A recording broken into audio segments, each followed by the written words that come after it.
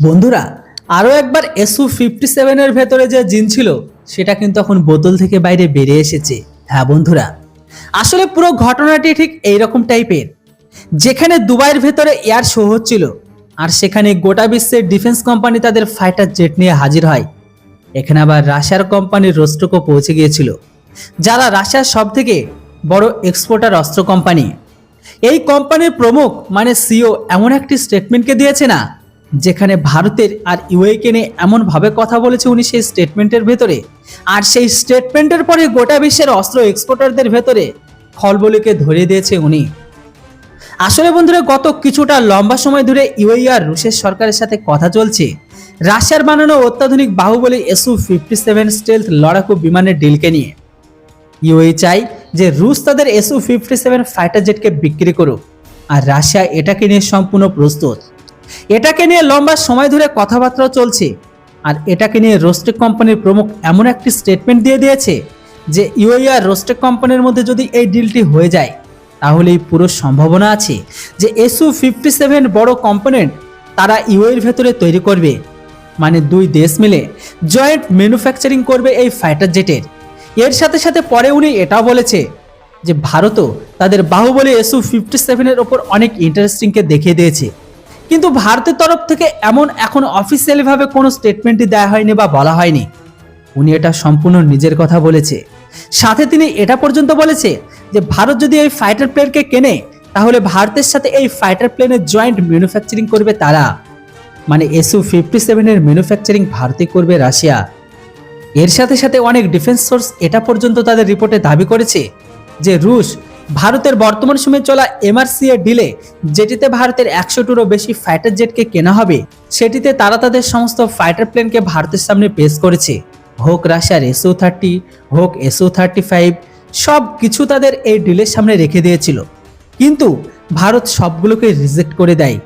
কিন্তু এমতো অবস্থায় তাদের কাছে সব থেকে বড় অস্ত্র হচ্ছে রাশিয়ার বাহুবলী SU-57 ফাইটার জেট, যেটিকে তারা MRF এর টেন্ডারে নিয়ে আসতে চলেছে। আর এমনটা যদি হয়ে যায়, তাহলে বাকি যে সমস্ত ফাইটার প্লেন আছে, যেমন আমেরিকার ফাইটার প্লেন, তাদের কাছে কিন্তু তাহলে এটি কম্পিটিশন অনেক বেড়ে যাবে। হয়তো এর জন্য রাশিয়া ভাবছে যে MRF এর ডিলে হয়তো ভারত তাদের ফাইটার প্লেনকেও বেছে নিতে পারে, কারণ রাশিয়ার এই ফাইটার প্লেনটি হচ্ছে 5th জেনারেশনের ফাইটার প্লেন। আর এই কারণে রাশিয়া তাদের মার্কেটিংকে বাড়ানোর জন্য আর করার জন্য তারা তাদের স্টেটমেন্ট আর বক্তব্যকে অনেক জোরসোরে বাড়িয়ে দিয়েছে, যেন অস্ত্রের বাজারে তারা গরমকে ধরাতে পারে। আর সঠিক সময় আসলে তারা ভারতের সামনে তাদের এই বাহুবলী ফাইটার জেটকে প্রেজেন্ট করবে। কিন্তু বন্ধুরা, এটা তো ছিল দেখুন রাশিয়ার তরফ থেকে স্টেটমেন্ট, কিন্তু আপনারা হয়তো ভাবছেন এর সত্যটা কি? তাহলে ভারত কি তাহলে সত্যি সত্যি রাশিয়ার বাহুবলী SU-57 কে নেবে? তো বন্ধুরা দেখুন, গত 2 থেকে 3 দিন ধরে এই খবরটা কিন্তু ভীষণভাবে আমাদের মিডিয়াগুলোতে চলছে, যদি আমি এর উপর আপনাদের আপডেট আগেও দিয়েছিলাম না। অনেকে হয়তো ভাবছেন যে তাহলে হয়তো রাশিয়ার ফাইটার জেটকে নিয়ে নেওয়া উচিত, যেটা একটি নিঃসন্দেহ ভালো ফাইটার প্লেন। কিন্তু বন্ধুরা, এত কিছুর পরও ভারত এই মুহূর্তে রাশিয়ার এই বাহুবলী SU-57 ফাইটার প্লেনকে বাদ দিয়ে সব থেকে ভালো ভাবছে ফ্রান্সের রাফেল ফাইটার প্লেনকে। আর এটা কিন্তু একদম 100% ঠিক। সত্য কথা যদি বলতে হয় তাহলে বলি যে রাশিয়ার বাহুবলী SU-57 একটি 5th জেনারেশন ফাইটার প্লেন একদমই নয়। আর এটা একদমই সম্ভব নয়, কারণ এর যা ইঞ্জিন সেটি প্লেনের তুলনায় অনেক বড়, আর এর ওপর যে স্টেলথ কোটিংকে লাগানো আছে বা স্টেলথ কোটিং দেয়া থাকে, সেটি ইঞ্জিনের ওপর লাগানো তো কখনোই সম্ভব নয়। আর এই কারণে ইঞ্জিন এটিতে অ্যালাউ করে না। এটিতে যে 5th জেনারেশন ফাইটার প্লেন, তাছাড়া এটিকে স্টেলথ বানানোর চক্করে এই ফাইটার প্লেন থেকে রাশিয়া এমন অনেক কিছু সিস্টেমকে গায়েব করে দিয়েছে, যেটিতে তার কার্যক্ষমতা অনেক কমে গেছে। এছাড়া এর ফাইটার প্লেনের ইঞ্জিন অনেক বড়। এর বদলে যদি কোনো রাশিয়ার ফাইটার প্লেনকে কিনতে হয় ভারতের তরফ থেকে, তাহলে ভারত রাশিয়ার SU-30 ফাইটার প্লেন বা SU-35 কে কিনে নেওয়া উচিত। SU-57 কেনার কোনো মানেই হয় না। আর এটা তো একটি কমন সেন্স, যেটা একবার আপনারা নিজেরাই ভাবুন।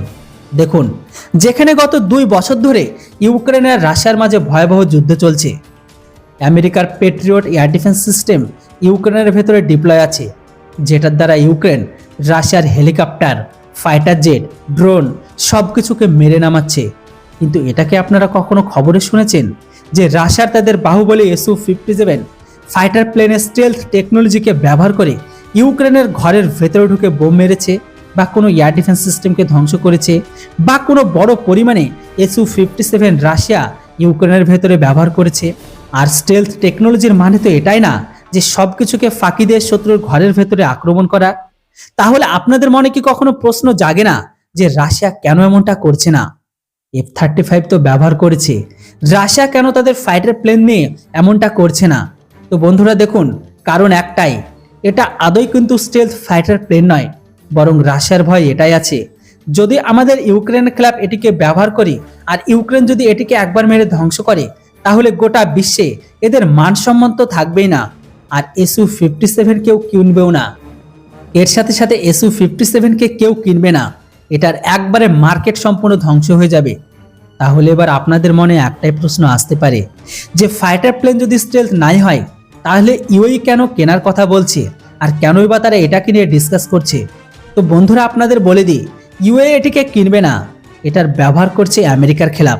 হ্যাঁ বন্ধুরা, কেননা দীর্ঘদিন ধরে ইউএর ইচ্ছা আমেরিকার থেকে অত্যাধুনিক F-35 কেনার, কিন্তু আমেরিকা শুধুমাত্র ইসরায়েলের প্রেসারের কারণে তাদেরকে এই F-35 ফাইটার প্লেন বিক্রি করতে পারছে না।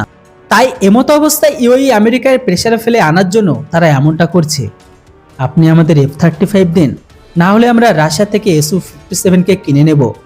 তো বন্ধুরা, আশা করি ব্যাপারটা আপনাদের কাছে ক্লিয়ার। সবকিছু রাশিয়া তাদের ফাইটার প্লেন বিক্রি করার জন্য, মার্কেটকে গরম করার জন্য এরকম স্টেটমেন্ট দিয়েছে।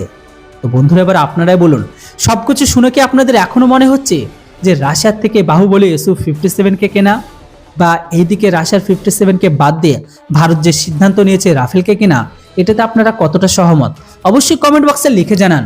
এমন ইনফরমেটিভ ভিডিও পাওয়ার জন্য অবশ্যই চ্যানেলটিকে সাবস্ক্রাইব করে রাখুন। Thanks for watching. জয় হিন্দ, বন্দে মাতরম।